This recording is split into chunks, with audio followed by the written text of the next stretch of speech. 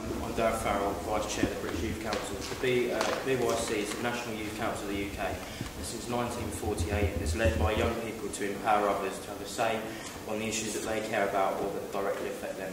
In September 2011, delegates at the Council's ACM voted to prioritise child poverty as a key campaign.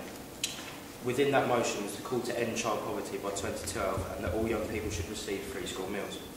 As a young person who is entitled to free school meals, I'm aware of the way in which this support can lift the burden on household expenditure. Some of the issues and experience raised by the 1,000 young people that took part reminded me of some of the issues that I faced with the current system. In Year 8, I decided no longer to collect the free lunch token. Administrative staff would only issue tokens daily as lunch started. Therefore, after queuing for long periods of time, the food was often cold, and the rest of the school would be aware of exactly who was on free school meals, because in the first half of the lunch hour we'd all have to queue up, only then to then almost march down to the dinner hall together. The tokens would not always cover the full cost of the meal, so they'd have to have a particular meal or put money towards it. Of course, not every young person is able to do this, and this is a fact witnessed by 1 in 7 of the young people surveyed who found this to be the case.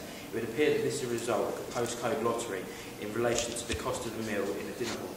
For many young people in receipt of this support, there was a stigma attached to free school meal entitlement. 1 in 4 young people complained about the way in which school meals were administered. Young people attending a focus group had experienced being segregated from their friends while eating their free school meal. The vast majority of the 1,000+ people who were surveyed believe strongly that free school meals should be made available to all those on low incomes, rather than just those whose parents are in receipt of out-of-work benefit.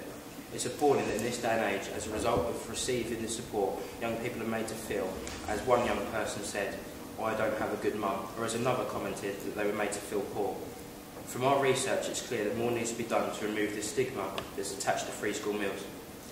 Clearly, something needs to be done to address the postcode imbalance of meal pricing. Clearly, something needs to be done to ensure that all the 1.27 million young people who are entitled to free school meals take them up. And clearly the fact that 900,000 young people who are currently living below the poverty line who do not receive school meals should. Let's hope today will mark the starting point in removing the stigma, righting the imbalance and widening entitlement. Thank you.